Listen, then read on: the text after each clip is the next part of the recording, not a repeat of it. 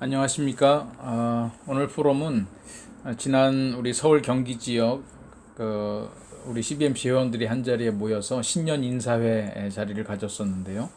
그 신년 인사회에서 온누리교회 이재훈 목사님 모셔서 주신 말씀, 그 말씀을 가지고 다시 한번 우리가 나누면서 그 신년 인사회 때 주셨던 말씀을 우리가 포럼의 내용으로 삼아 보고자 합니다. 오병이어의 이적을 베푸신 후에 버리는 것이 없게 하라는 주님의 말씀을 우리 킹덤 컴퍼니 경영자로서 어떻게 적용할 것인지에 대한 내용인데요. 요한복음 6장 11절에서 13절 말씀입니다. 예수께서 떡을 가져 축사하신 후에 앉아있는 자들에게 나눠주시고 오병이어의 역사가 있으신 후에 남은 조각을 거두어서 버리는 것이 없도록 하라는 주님의 말씀이죠. 이 버리는 것이 없게 하라라고 하는 제목으로 말씀을 주셨는데, 우리 그 요한복음 6장에 나와 있는 이 내용들, 예수님께서 행하신 많은 기적 가운데 그리스도의 공생애를 기록하고 있는 복음서 기자 4명이 모두 기록하고 있는 유일한 사건입니다. 이 사건은 그만큼 놀랍기도 하고 의미 있는 사건이라 할 수 있습니다. 다른 복음서의 내용도 오병이어의 기적으로 인해 모든 사람이 배부르도록 먹었고 그 남은 것을 거두었는데 그 남은 양이 12바구니에 찼다고 일치되게 증거하고 있습니다.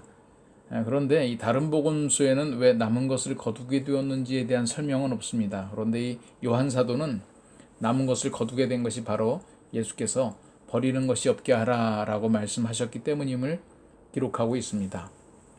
5천 명이나 되는 사람들에게 먹을 것을 나누는 일도 쉽지 않은 일이지만 남은 떡 조각을 거두는 일 또한 만만치 않은 일이었을 것입니다. 그럼에도 불구하고 제자들이 그 모든 남은 조각들을 거두고 그 남은 것이 12광줄이었음을 확인할 수 있었던 것은 예수께서 그 버리는 것이 없게 하라라고 하는 말씀이 없었다면 일어나기 쉽지 않은 일이었을 것입니다. 그래서 요한 사도는 버리는 것이 없게 하라라고 하는 예수님의 말씀을 주의 깊게 듣고 기록하였던 것으로 여겨집니다. 우리가 그 버리는 것이 없게 하라라고 하는 말씀하신 그 의도를 예수께서 직접 설명하지 않으셨고 또 요한 사도도 그 의미를 설명하지 않았으므로 그 말씀에 대한 의미를 너무 과도하게 집중하여 해석하는 것은 조심해야 될 일이겠지만 요한 사도가 5천여 명이 오병이어로 배부르게 된 사실뿐 아니라 그 기적 이후에 버리는 것이 없게 하라는 주님의 말씀도 매우 의미 있는 말씀으로 받고 기록했다면 버리는 것이 없게 하라라고 하는 주님의 말씀을 한번 우리도 의미 있게 묵상해보고 우리의 일상생활에 적용할 수 있도록 노력하는 것, 이것은 필요하다라고 생각됩니다.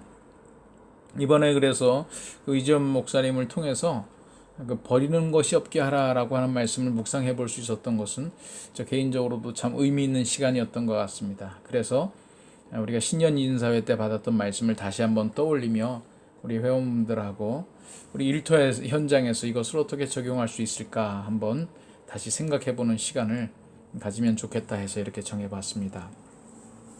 그 목사님은 말씀을 통해서 이 버리는 것이 없게 하라라고 하는 말씀의 의미를 3가지로 정리했습니다.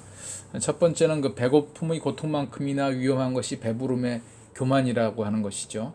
배부를 때 그 남은 것들이 버려지지 않도록 주어 담음으로써 그 감사를 잊지 않도록 하는 일이 필요합니다. 요즘 우리나라에 그 과거에 얼마 사실 오래되지 않은 과거인데 참 배고픔의 고통들을 이제 잊고 또 풍요 속에서 배부름의 교만에 접어드는 그런 현상들이 좀 있죠. 또 두 번째로는 기적에 취해서 하나님의 일상적이고도 현실적인 자연 법칙을 잊어버리지 말도록 해야 한다는 점입니다. 사실 그 오병이어로 5천 명이 먹은 것은 특별하게 역사하신 하나님의 초자연적인 역사인 것이 분명하지만 배부르기 위하여 그 남은 것을 거두어 드리고 버리지 않고 먹어야 한다는 것 또한 하나님께서 허락하신 법칙이라고 하는 것입니다. 그래서 우리가 그 기적에 취해서 하나님께서 일상적으로 진행되는 현실의 이 자연 법칙, 이것도 사실은 놀라운 기적인데요.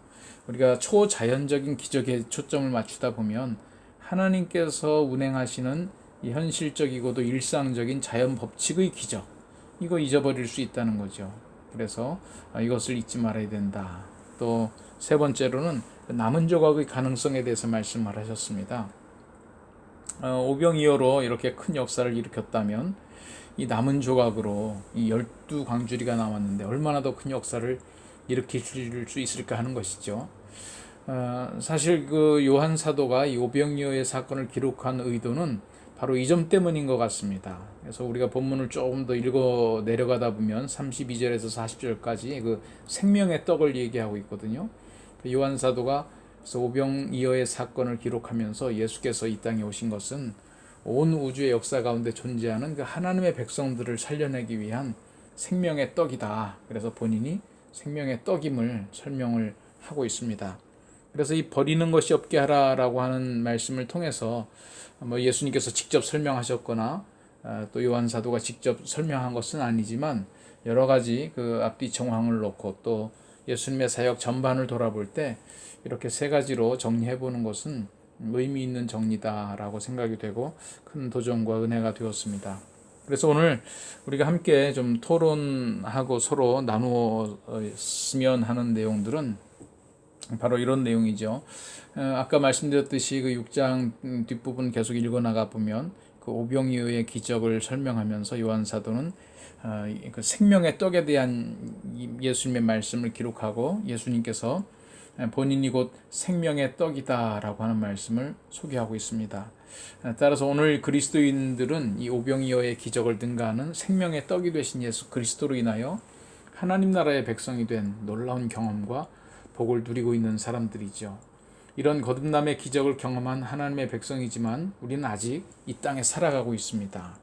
그래서 주님께서 그 오병이어의 현장에서 남은 떡 조각들을 다 거두어서 버리는 것이 없게 하라라고 하신 그 말씀은 놀라운 기적을 체험했지만 이 땅에서 살아가고 있는 우리들에게 여전히 뭔가 주시는 메시지가 있을 것 같습니다.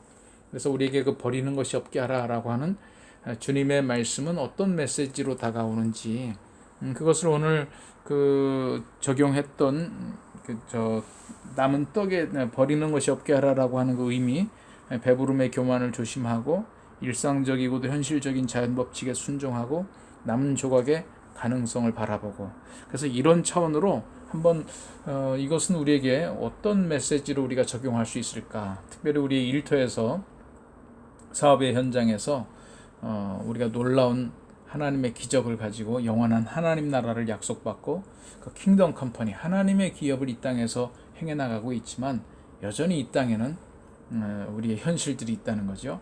그래서 우리가 하나님의 풍요하심을 받았지만 하나님 나라의 축복을 받았지만 이 땅에서 살아가면서 잊지 말아야 될 것들 한번 이것을 조금 추상적이고 애매할 수 있겠으나 이 세 가지 차원으로 한번 우리 일터에서 이것을 어떻게 실천적 지침으로 적용할 수 있을지 다시 한번 우리 그 신년 인사회 때 받았던 말씀을 생각하면서 우리의 토론의 자료로 삼았으면 좋겠습니다. 우리 해오셨던 대로 여러분들과 각 그룹에서 나누시고 함께 공유하는 시간들 갖도록 하면 좋겠습니다.